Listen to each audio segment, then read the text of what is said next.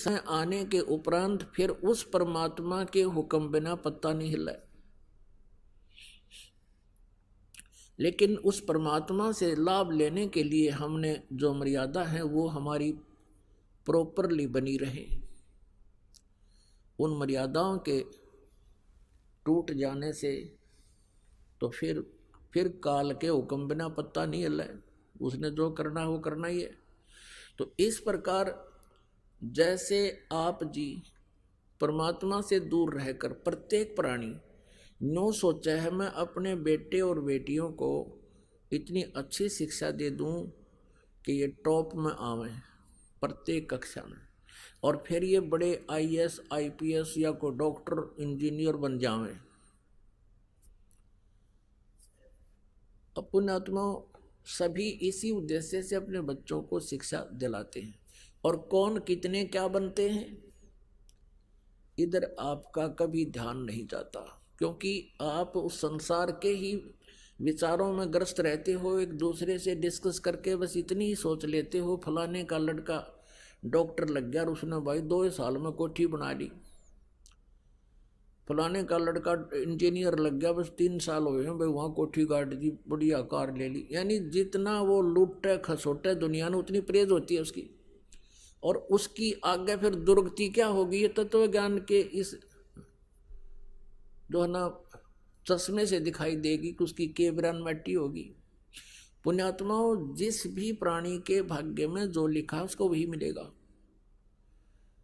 कोई ये सोचे कि मेरे करने से मैं प्रयत्न करूंगा और तभी मुझे सब कुछ मिलेगा, या भूल है। प्रयत्न तो प्राणी को करना ही पड़ेगा, लेकिन परमात्मा के बिना उसको कोई लाभ नहीं हो सकता। अब जैसे हमारे समाज में अब तो बहुत फर्क पड़ता जा रहा है, बुद्धिमान व्यक्ति हो गए हैं, बेटे और बेटी में विशेष अंतर नहीं रहा। और दूसरा कारण अब ये भी हो गया है कि लड़कियों की का अभाव हो गया है, ये आप पे अच्छी लगन लाएगी सबने।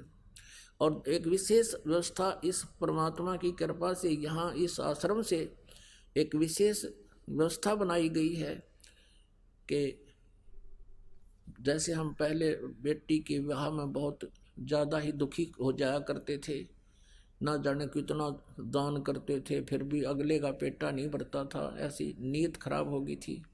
अब वो बिल्कुल समाप्त हो गई है कि लड़की का विवाह होगा हमने कुछ दान नहीं देना, और लड़के का विवाह होगा हमने 1 रुपया भी नहीं लेना।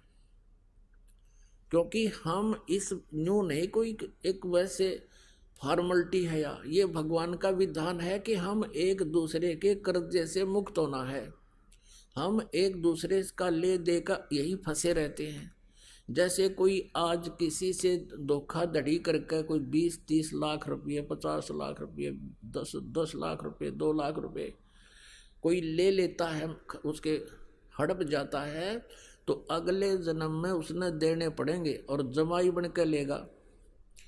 पहले जैसे क्या व्यवस्था थी कि जैसे हम आप देखा करते इन बड़े बड़े पैसे वालों को लड़की का विवाह होता था, दामाद को कार न्यारी देते थे, 2-3 लाख रुपए नगद दे देते थे, आगे कोठी बना देते थे। क्यों? वो पिछले जन्म में ले रहा था उसका।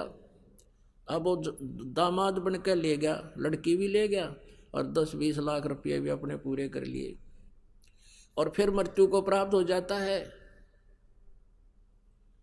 एक बहुत बड़ा अधिकारी था, उसने अपनी लड़की का विवाह किया अपनी रिटायरमेंट से 6 महीने पहले, और उसको पता था कि मैं आमंत्रित करूंगा अपने अंडर जितने भी अन्य अधिकारी हैं वो आएंगे, कोई 1 लाख लेकर आओगा, कोई 50,000, कोई 10,000 दिखा दिखा कर देगा, और ऐसा ही किया। फिर वो रिटायर हो गया। उस समय 3-4 लाख रुपये बेटी के ब्याह पर लगाए। ये सन 1988 की बात है, 89 की। उसमें 3-4 लाख तो आज के 30-40 लाख समझो। अब लड़की का विवाह कर दिया, 3-4 लाख रुपए लगाए, और कर्मचारी अधिकारी कोई 2,000, कोई 10,000, कन्यादान को 20,000, कोई 50,000। और फिर क्या हुआ,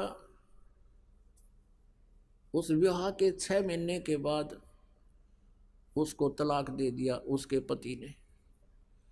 अब उस झटके में उसने पता था इब तया 4 लाख में लड़की ब्याही है और दोबारा ब्याहूंगा तो 8 लाख लगेंगे, हार्ट अटैक होगा, मर गया। अरीब के बनेगा, अब गधा बनेगा।